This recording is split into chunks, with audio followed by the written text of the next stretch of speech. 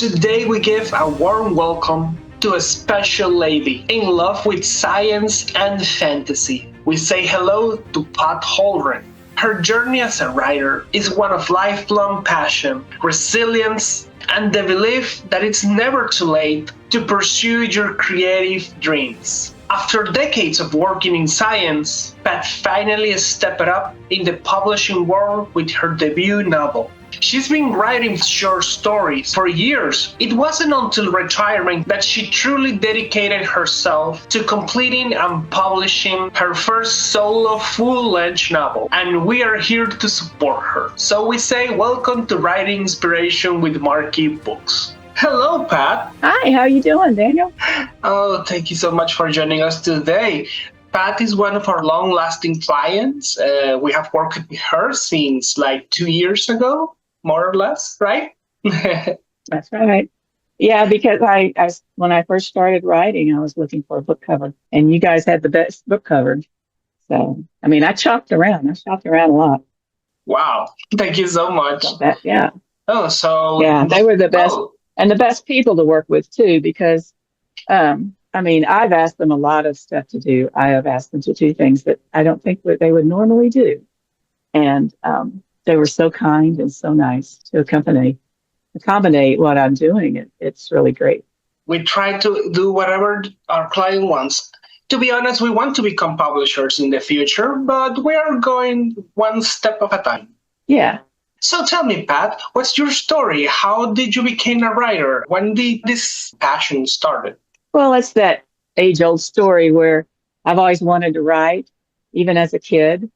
I thought I grew up in small towns in rural East Texas, and I thought, what if I run out of books to read because our libraries were very small. We had school libraries. We didn't have city libraries. And I would read everything in there, just about. And I thought one day, what happens when I can't have any more books to read?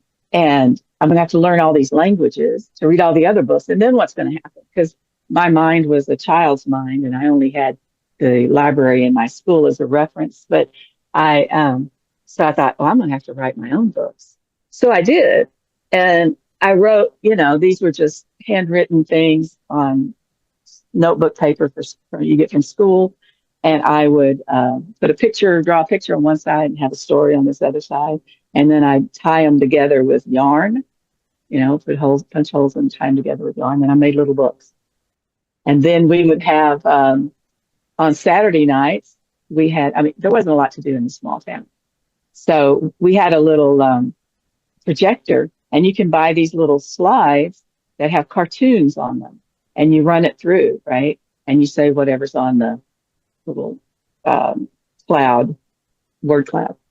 And so I made stories that I would stand up and show the picture and then talk, do the story that way too, because that's how I learned about how to tell a story, was just reading a lot, and then also using those little films that came, and things like the Flintstones, and I can't remember what else we did.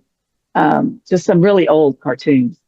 And that's kind of how I learned to set the Jetsons, exactly. And that's how I learned to set the scenes, because each frame was a scene, developing into the end of the little square thing was the end of a scene, like a plot point or a cliffhanger. And then you get the other one and you go do that one. So that was a fun way to learn. I think I did have one of those before, but the tiny version that it's like a visor that has like. Oh yeah, you can do those too. Yeah, you do the visor and you get the little round things, and you click it and go through. Mm-hmm. Yeah, we had those too. But this was actually a projector with a light and the whole thing, and you shine it on a screen, and you go through with it. Instead of being round, you use these long film strips, and they're hard plastic, and you go through, and each one just like I forgot what those are called. Now I'm going to have to go find one. It's been so long since I had one. Well, so basically you have a busy childhood reading whatever you could find. Yes, I read everything. And, you start out with, when I was very young, it was dinosaurs. And then when I was older, it was horses, because we had horses. And then I stumbled on the science fiction because I ran out of horse books to read, and I started with things like Black Beauty and all the classics and stuff. And I stumbled on the science fiction. And I took home Have Spacesuit Will Travel by Robert Heinlein and some others by Heinlein. And I had never heard of him before. And it was the weekend, so I couldn't take him back to get anything else. So I had to read them. I had nothing else to read. And I fell in love with science fiction. And I've been in love with science fiction ever since. And that was when I was about 7 or 8 years old. And so that's been my true love of a genre is science fiction and fantasy. And fantasy developed out of that later. So in the 60s. So That's right. And actually, the 60s was the great era of science fiction, once we'll say it, the golden era. mm-hmm, it was. And, great writers came out of that. Ray Bradbury, Isaac Asimov, they all peaked in that time period. They were writers in the 50s too, but uh, and Robert Heinlein and just quite a few people started that way. And then we learned from them, and we carry it All on. right. So right now, you focus mostly on science fiction? Both. I do science fiction and fantasy. This particular book here, The Angel Project, is a fantasy. It's an urban fantasy. And I have several books in the works. One's an epic fantasy. And I had started on that one a couple of years ago, and I realized, you know what? Epic fantasies are hard. You don't only have to create the characters and the magic systems or whatever you have, you also have to create the world, the religion, the mythology, the land. You have to do the whole geographical thing. And it was really hard. It got very involved, and I loved doing it. But I thought, you know what? I want to get some books out first, and I want to learn more about writing novels. So I cherry picked the stories that I felt were the easiest because, like the Angel Project, is an urban fantasy, so it's already on Earth. So I don't have to make that up. It already has a history of some biblical and mythological um, elements in it. So I don't have to, I can use those as a basis. And then what I do is I make it up after that. And then my characters are human, mostly human. And so it was a whole lot easier to start from there. And then I just go with the story. So my next one will be a science fiction. And then I'll come back probably to the Angel Project and do book 2. And in the meantime, I'm also working on the epic fantasy. It's a lot to do, a lot of stuff. You know what I consider difficult? Those coffee shop romance stories. Because honestly, I don't know how people can make them without getting bored. or me No, that or can be me fun. or me trying to write it without getting bored. Oh, yeah. It just depends on what you're interested in, what you're interested in. So I'm not going to be writing a murder mystery, even though I love murder mysteries. That just isn't what I want to write. I love a lot of different genres. I'm currently hooked on C.J. Box's Joe Pickett novels right now, and he has, I don't know, 30 books in the series. So I read a lot of different things. Um, Lee Child, Reacher. I read romance. I read a lot of stuff. But what I want to write in is science fiction and fantasy because that's when I have the most fun. By the way, when did you debut? Well, this book is ready for pre-order now. And for novels, this will be my first novel. And I'll have a convention July 19th and 20th, next weekend. And I'll have pre-orders available. Like, in fact, I have QR codes and stuff to pre-order the books. And then that will actually come out and be published in March 10th of 2026. And that will give me plenty of time to finish my edits, which I'm almost through with, then get my beta readers, and then get my those corrections done, and then format the thing and get it going. Because I don't want to release late in the year, like during the holidays, because it's not a holiday themed novel. And so if I don't get it in before the holidays, publishing it during the holidays it'll just get lost. I feel like it'll just get lost. And You're now in the video. Thank you. And so I thought, well, I'll do it after the first of the year. Well, after the first of the year, now this is all stuff I've researched. Right after the first of the year, people are buying self-help books, January and February. So in March is when spring starts, or at least in Texas, that's when spring starts. And people start buying things for the spring breaks and things to stock up on for the summer. And they start reading more fiction after that time. So that's what I'm focused on then is the beginning of March. It'll hit that sweet spot of the spring break and the people buying for spring and summer. So that's my thing. It's not that the book won't be done earlier. It's best to release at that time. You clearly thought on everything about that. Okay, Yeah, okay. I did some research. Yeah, I did a lot of research on it. And it doesn't Yeah. mean it's going to make it perfect, but it makes sense to avoid the holidays, November, December, because that's a lot of Christmas stuff going on. And people aren't going to pay Exactly. attention to I something thought that the isn't. same. This Mhm. book is usually I guess people read Christmas stories on that area on Mhm. that and close to Halloween they read other things. You're completely right of picking that time. Well, Yeah, yeah. unless you could have everything for June, but I mean June already ended. Yeah, no, I can't do it that fast. And I thought at first I could. And then I realized, no, I don't want to rush it. I'm gonna do this right, take my time. And that way, when I'll have this out in March, I will already have been working on the next novel, which is The Downing. It's a science fiction. And it will come out. Oh, this book is a standalone.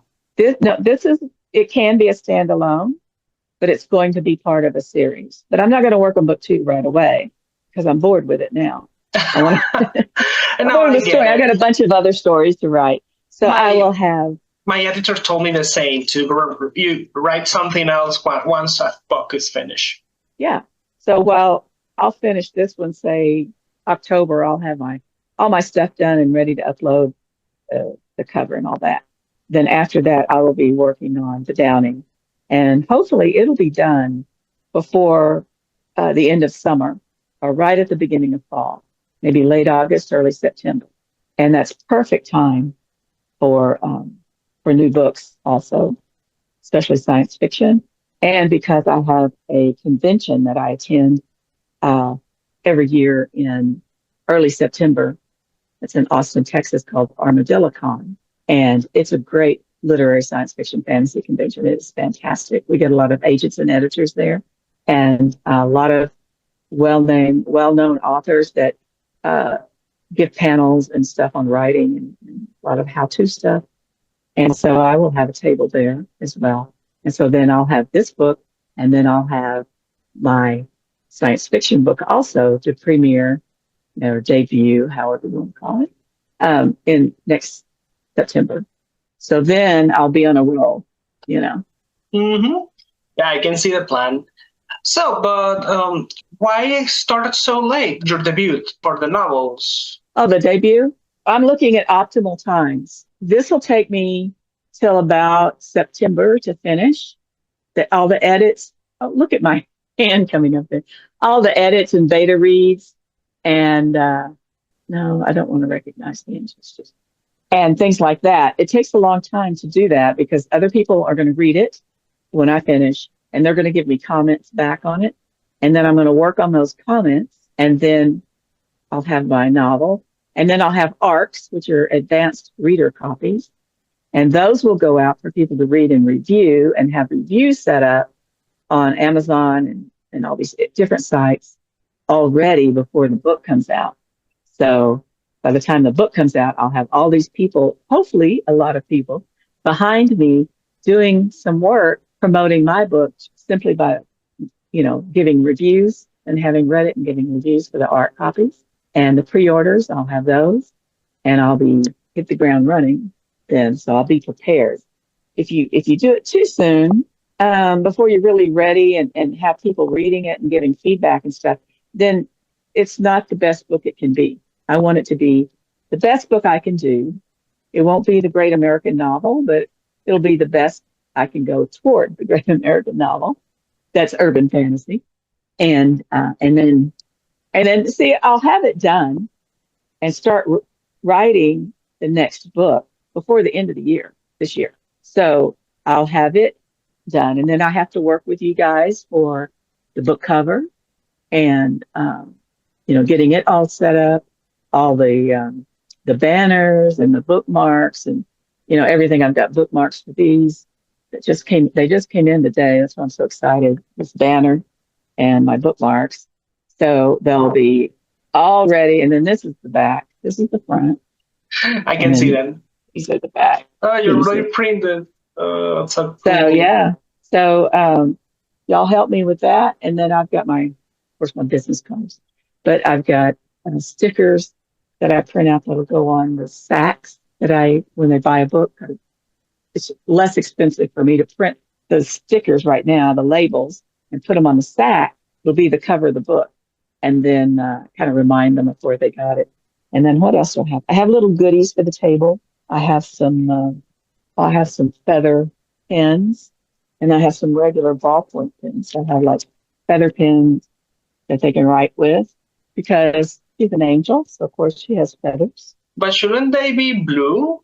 Oh, they're all. I couldn't get any that were blue, only blue or purple. So I have to make use with what I can get. Yeah, And I get it. if I ordered that, I don't know where I would get that, but if I ordered that, then that would be a little expensive, probably. Anyone who did it all blue. And then I got some things like this. These are little wands that for like the girl for giveaways for the kids. Because if you have something that attracts kids to your convention table, the parents will come over and look. So I got some wands. I got some regular black wands. Where they went. And for the guys or for whoever doesn't want the frilly things. And I've got So Pat, tell me, you mentioned other books before. When did you write them? these are anthologies. These are short stories that my friend and we're our writers group is called Writers of the Purple Prose, and we're a small group of right now a small group of women who write mostly several women in there are award-winning poets, and but the other short story writer and I have done. I know this probably looks backwards. Short and twisted Christmas tales. This is for Christmas stories, and they're all Christmas themed. And they're short stories from our writers group. We also have a North Texas speculative fiction writers workshop that meets monthly, and on Discord we do anthologies every couple of years. So this is one of them, and it's a whole series, the short and twisted series. So these are stories that have a little twist to them. They have something special.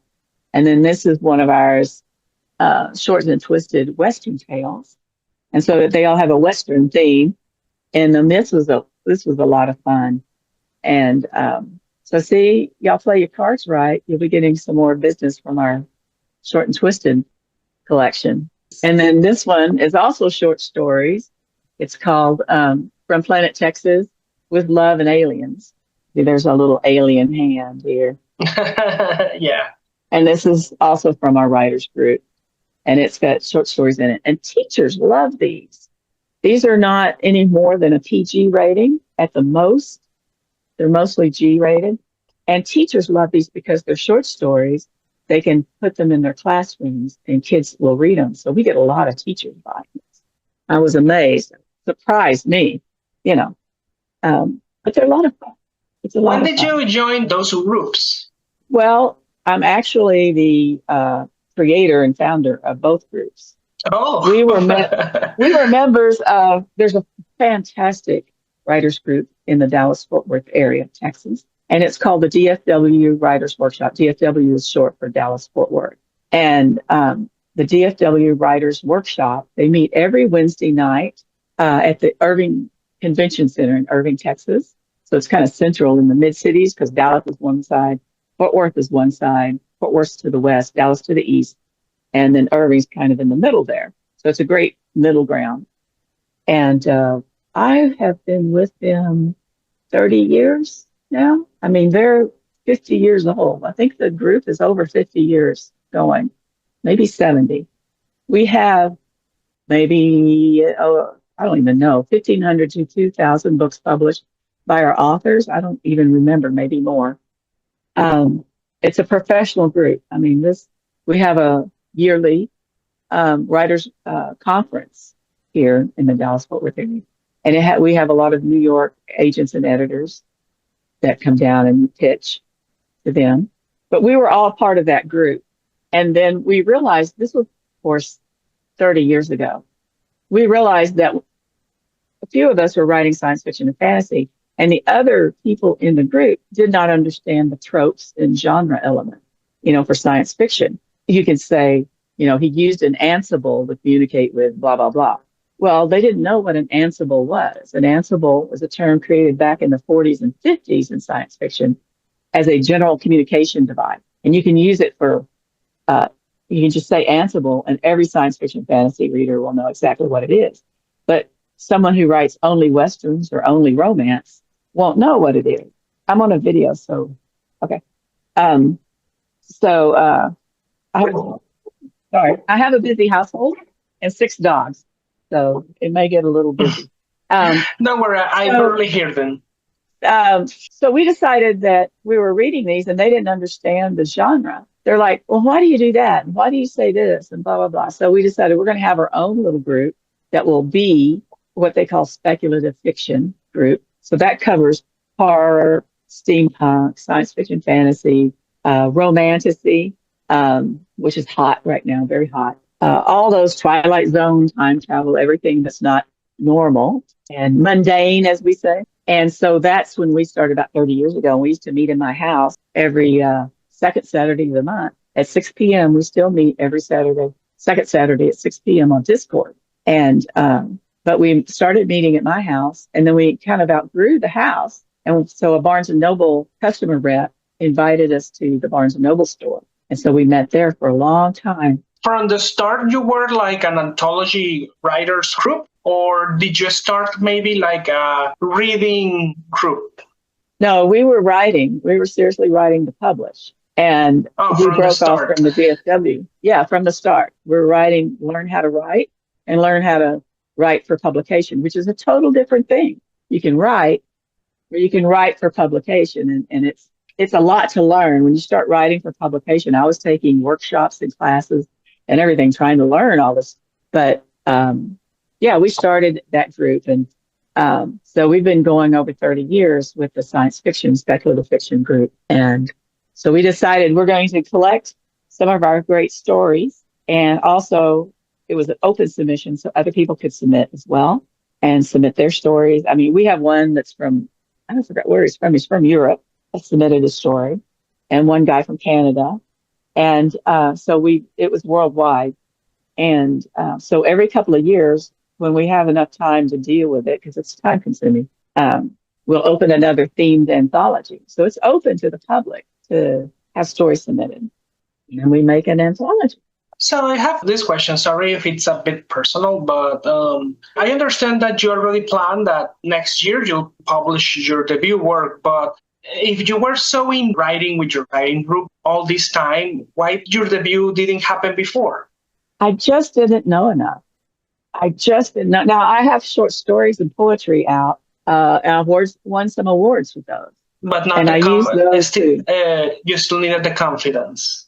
Yeah, for the novel, because there's a lot going on in the novel that, on many, many levels. And I'm like, I don't want to put it out till I feel like I'm good enough, because I could have put it out back in the 70s. I had started writing even more when we got personal computers. And I got my personal computer in 75, my first one, a TRS-80, Tandy. But it still wasn't enough. And I submitted short stories off and on through the years. Of course, but I had kids. I was married. I had kids. They grew up. Life gets in the way and you do things. But I would still take workshops and stuff. And so after I retired, then I got to where I could really focus on being sincere about my writing and about writing well, as good as I can. And so, what did you do before retiring? I was a quality assurance manager. I worked in QA for almost 40 years. And before that, I was an electronic technician. So I worked as an electronic technician. Nice. And I love science, and that's part of my science fiction love also because I love science. And I had kids, so I thought, I need to get a job that will support me and the kids. And so I went to school for that. Um, and then I got divorced, and then I was really needing to be working full time. So that was like a blessing in disguise because I had that education in science and technology. And the Dallas area is very big on technology. And Austin, Texas is also, it's a little bit further south. In fact, a little known thing that you'll find out in this book, Angel Project. Um, right when 35, maybe a little more, almost 40 years ago, we bought this house. And the reason we bought it, it's in between Dallas and Fort Worth. So it's easier for us. We drove, uh, sometimes we'd have to drive on the other side of the town and take an hour, hour and a half just to get to work, because these are both big cities. And so we bought this house thinking, okay, this is good because they are building a super collider, or they were at the time, building a super collider down in Waxahachie, which is uh, maybe 20 miles south of my house. It was out in the country. And it was a huge thing. It was going to be this huge underground thing that was miles and miles and miles in diameter. And they built it, they were wiring, they put cables all under it and everything. And so they were building a freeway right down here, not far from my house. It was going to go all the way to the super collider because we were going to have so many people working down there. And I applied to work down there as a technician. And then the funding dropped out. The government decided, oh, it's too much money. Well, they already put millions and millions of dollars into this. It was a waste. I mean, the thing is just, I've interviewed the guys that work down there and all the miles and miles of cables they put in there and the equipment that's down there. You know what they did? They just filled it in with dirt. It's just filled in with dirt. But the cool thing is, it is also the lair of my bad guy, my evil scientist, Maximilian. He has in the book, he has his laboratory in there because it was cheap, right? And it's underground. So he bought all that. He didn't have to buy all the land. He just bought everything underground. And there's a few about a 3-story office building sitting on top, which there really is an office building sitting on top where you go in and go to the elevator and stuff. So that is my evil lair is underground. And I really enjoy that because it makes me mad that they stopped the funding. And so I had to go find another job. The United States never have been that kind with science in that kind of projects. Just they don't see. Just see how for years NASA was practically ignored till recently, basically. Yeah, and then they stopped funding after we did the moon and stuff like that. Then they kind of stopped funding, and now they're doing a little more. Thanks to Elon Musk and SpaceX, we're actually getting, and what's the other one, Dragon something. We're actually getting some space exploration back. But yeah, I was not a happy camper when it closed it down. But I used it as the bad guy for the bad guy, and so that's my contribution to a failed experiment. I mean, this thing was going to be bigger than CERN in Europe, like huge. They were going to do that was right after they discovered the God particle, Higgs boson. I think they probably they had the right idea, but they probably didn't plan this through, and that's why they run out of money. They should have dedicated a lot more money ahead of time to this, and we didn't have anybody that really backed it enough. Like JFK, Kennedy backed the space program because he knew we had to get into a new era of science and exploration because we can't stay here forever. We're not going to be able to stay on this earth. We're either going to blow it up or pollute it, or something. But we need to get off the planet. Or the sun will grow and we'll basically burn the earth too. Yeah, but Ash. that's going to be way in the future. But I hope we get off the planet before then. I hope we Oh get yeah, into I'm pretty sure. Mars and This may be fatalistic, but I don't think humanity will reach the year 3000. maybe not, especially with politics as it is. I mean, it's just crazy and you never know. So we just hope for the best and um, say, okay, after 4 years, maybe we'll get someone better. We say that every time. It's like, oh, maybe there'll be someone better. So it's a lot of fun, but I really didn't get into this writing for publication until after I retired because I just didn't have the time or energy. And now that's all I do. I write full time. In fact, you see, I got books all over the place. I read a lot too. And so one of these days, you're going to have all my books on your bookshelf back there. That will be great. So, tell me, do you have any advice for any new writers starting right now? There's a lot of advice out there for writers just beginning their journey. And it's all good. I mean, it's good advice and try these things out. People will say, well, do this or do that. And books will say, do this and do Just that. maybe something personal to you, something that really helped you. But the best thing I can say is be patient and learn how you write because all the plans in the world won't be your specific plan.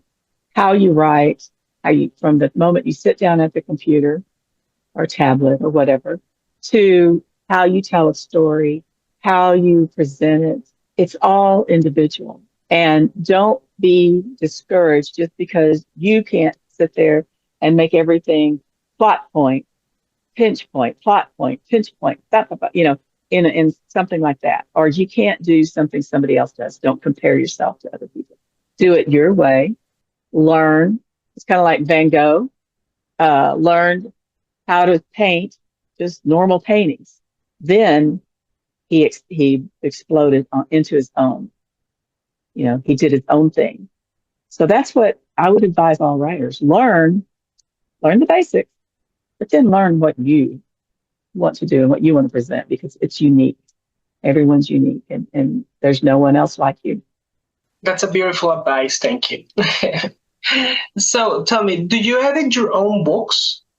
I edit. I spent several years after I retired as a proofreader and copy editor. And I had to quit. I mean, I was like, still didn't have time to write.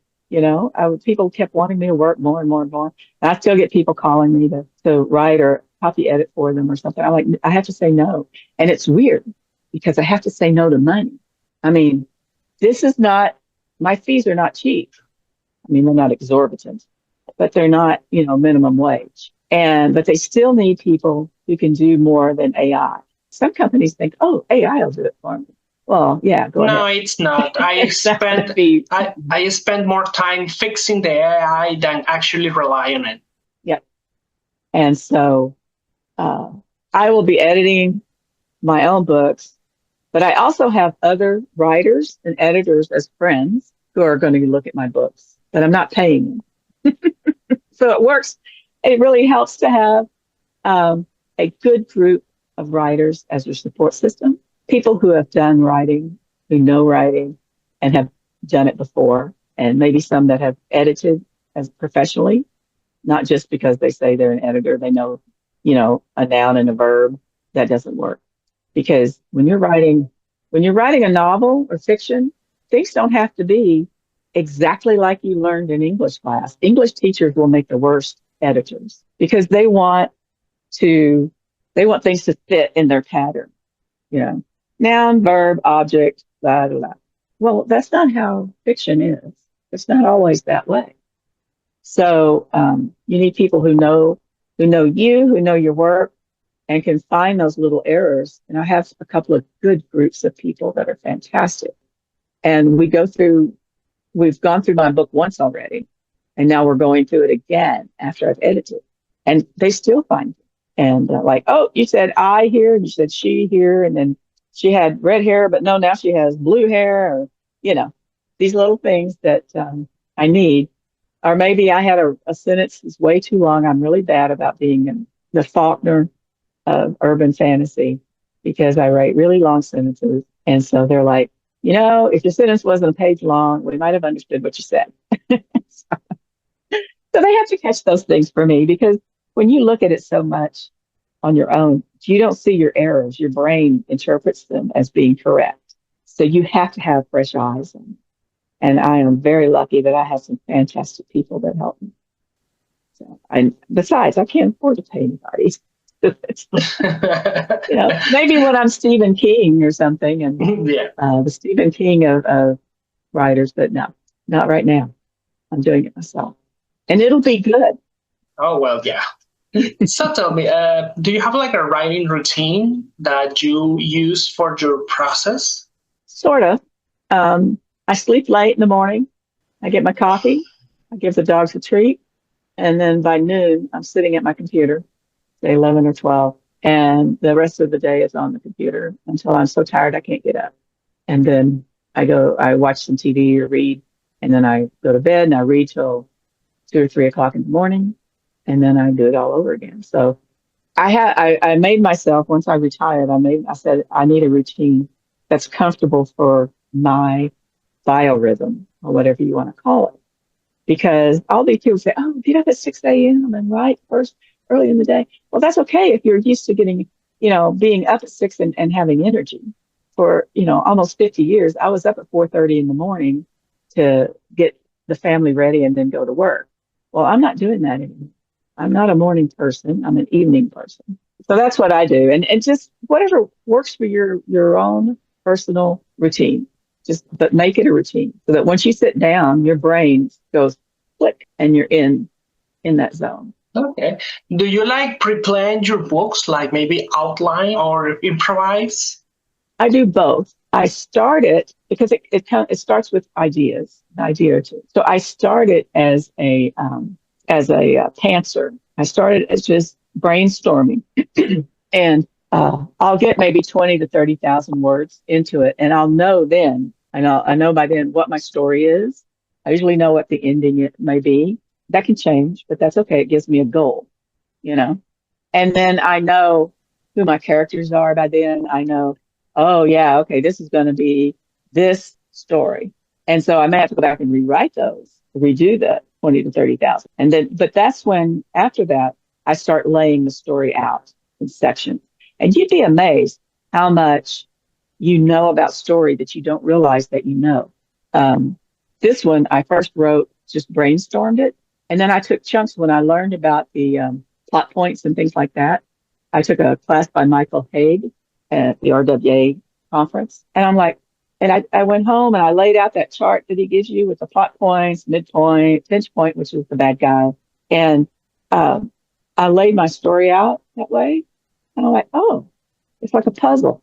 It fit. Now, it didn't mean I didn't need to tweak it and stuff, but the main storyline fit. And so you'd be amazed how much your story will fit because we're all wired for story.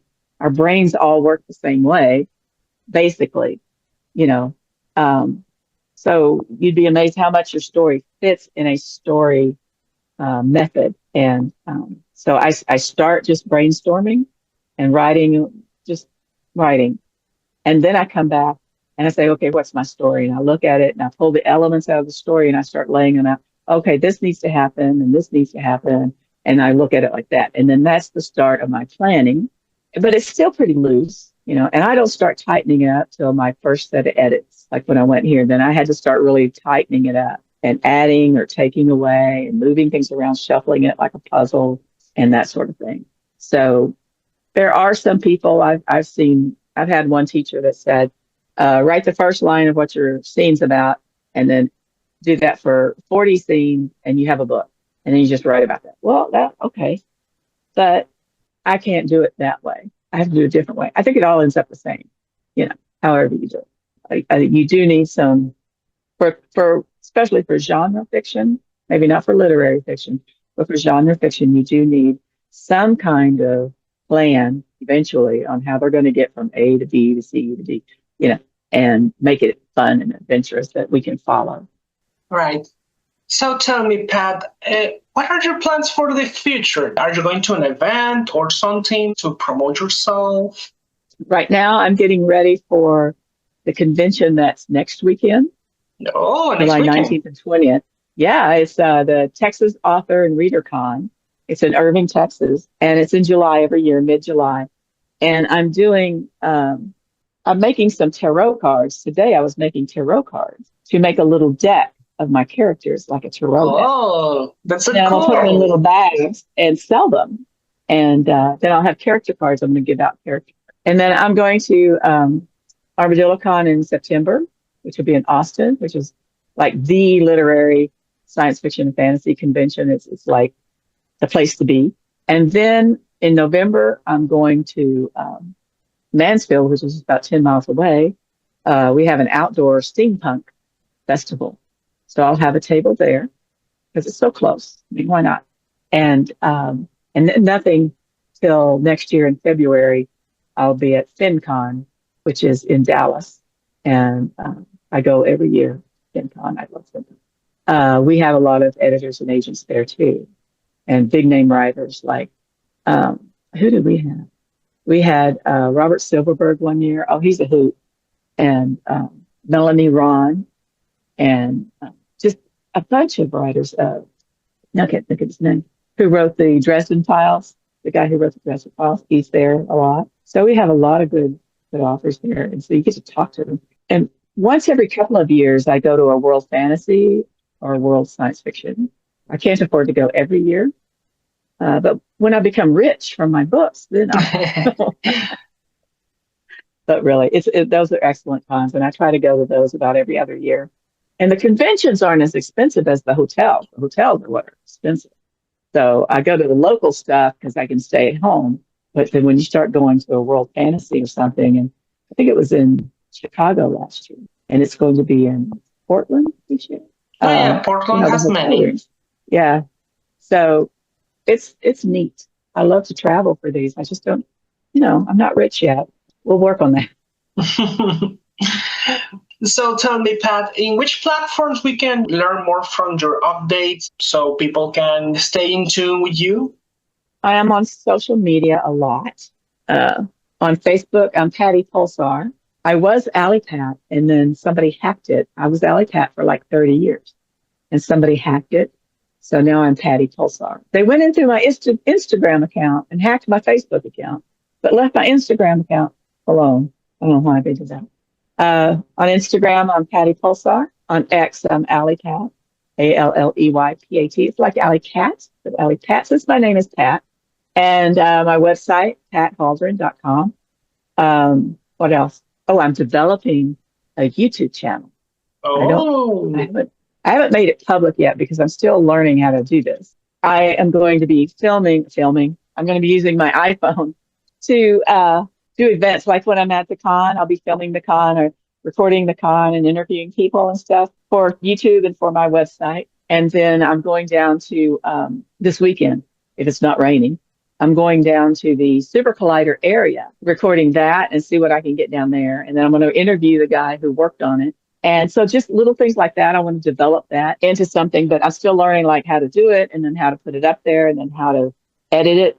What do you use for video? Do you edit? oh yeah, we use After Effects, DaVinci, and some others. Yeah.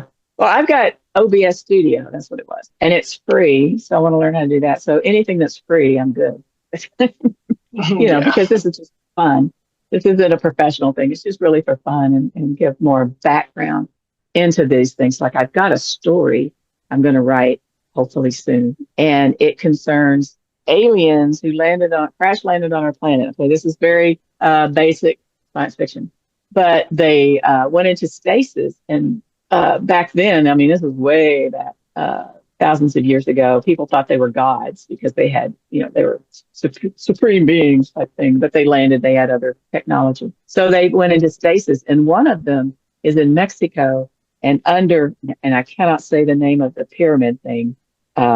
They built pyramids to worship certain gods, and they have a thing on top that I don't know what to call it that identifies which god they're worshiping in that particular pyramid. Well, there's one outside of Mexico City in the valley there that the top was destroyed.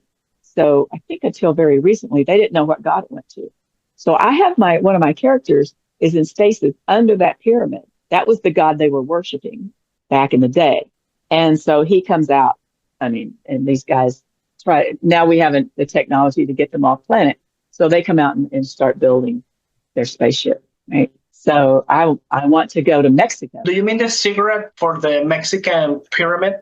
I guess that's what it's called. I don't remember. I was looking it up the other day. There's a top thing that identifies the god they worship, and then inside they've got some things that they used to do all kinds of rituals and stuff there. And so because the top is gone and they didn't know which god, they suspected which god they worship. I'm going to have it my alien guy is going to be that God. And then I say that with quotes, God, because none of my characters, even though I have biblical background on this book, Angel Project, that doesn't mean they're necessarily really angels. They want their power back. These people have lost their power. They want their power back, but that doesn't mean they're angels. So I try not to get too biblical with it. I try not to get too religious. I keep it open because it's not any way a Christian themed book. No way. But it uses a lot of Jewish and Christian events and things that happened in history,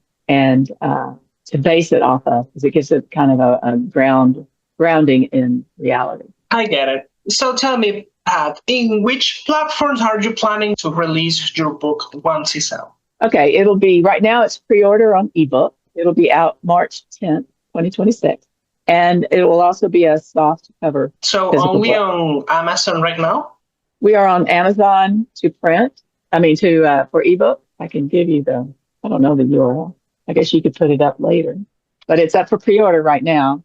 The Angel Project, Emergence. I really love the cover. Guys, I have gotten so many comments and compliments on this book cover. I'm telling you, it is fabulous. People are going, who did that book? It took some time, that's for sure. Oh, yeah. It's fantastic. I get so many compliments on it. Of course, I'm referring them to you guys. Oh, well, Marquee Books did my cover, And so it's just gorgeous. It's just gorgeous. And I have a little foam board I made for the Downing, which will be the science fiction book I publish after this one. But I just did a quickie on it. And I had gotten one from you guys as well. So I'm going to have two different versions of it. And It's kind of a retro image. So, but just to put for coming 2026 is all it is. It's on a little foam board on the table. And so, it's like, hey, QR code this, guys, because you got to stay tuned. And then, of course, I have my newsletter on my website. So you can stay up to date and keep in touch with what's coming up and where I'm going to be in the events. And then I'll post my YouTube channel as soon as I get going where I know what I'm doing or think I know what I'm doing. I think we're working on your website, right? I mean, if you have your YouTube channel, we can, add it later. Yeah, we can add that later. And I'll have it on the website, and then probably ask you guys for help too, because I need to learn how to do this. But I've been watching Itchy Boots. Do you watch Itchy Boots on video on YouTube? She is a Dutch lady who sold her house, bought a motorcycle, and travels around the world on a motorcycle all by herself. You've got to try it out. And I'm thinking, if she can do it, I can do it. But I'm not going to travel on a motorcycle. Although my character rides a motorcycle. She rides an old 78 Buell. It is 78. I could be wrong on the year, but it's a Buell, an older Buell. She stole it from her stepfather. To be honest, I'm scared of motorcycles. They're fun. They're fun. And the first thing I learned how to drive was a motorcycle, a little Kawasaki. I just know too many people that, died for that. That's true. And I don't ride them anymore. My husband has Harleys. He fixes wrecked Harleys. He fixes them up and sells them. So he rides his Harley all the time, but he doesn't usually go far unless we'll go on a trip and I'll go in the car behind him and we record his trip and things that we find. So that's kind of cool. And I may be putting those up too, because we'll be going to different places that are in my stories. and I want to have them available as background for the book. Well, that's pretty cool. And you clearly are with a lot of plans. I can I know see I that. had almost forgot about the video today because I was so busy. I'm trying to do little tarot cards, and I have an AI generating images, and these are just for fun. This is nothing professional, you know. And it comes up sometimes. It comes up with a great picture, and they've got three legs, you know, or they've got 10 fingers on one hand or something. It's sometimes it gets a little crazy, but it's fun. And I'm printing them out. I'm gonna print them out, put them on my table. Well, Pat, thank you, Pat, for joining us today. Yeah, I just thank you for doing this. I really appreciate it. You guys are the greatest. Thank I you. tell everybody you guys are just fantastic. Even though I probably get on your nerves because I change everything 15 times before I'm satisfied. That's okay. That's the compromise we reach. I mean, we are selling unlimited revisions for some reason. Okay. Thank you so much for doing this. Yeah. And I really appreciate it. Thank you, Pat, for joining us today. Bye. See you next week. Bye. Bye bye. We learned quite a lot from Pat, like how it's never too late to start over. She's the vivid image of that phrase. Pat reminds us that creativity doesn't expire. Though she's been writing for decades, she only fully committed to publishing her novels after her retirement from a long career. So you don't have to rush, because your writing journey will unfold in its own time. We also learned that patience is a superpower, especially for her. She carefully planned her book launch around market timing, not rushing just to publish quickly. As she says so herself, publishing smart is better than publishing fast. And sometimes it's the best way to go, if you have the time and option to do so. Well, thanks for coming and joining us today. If you find this episode inspiring, like, subscribe, and share this video. And give Marky Books a try in the link below. Have a nice day and see you next week. Bye.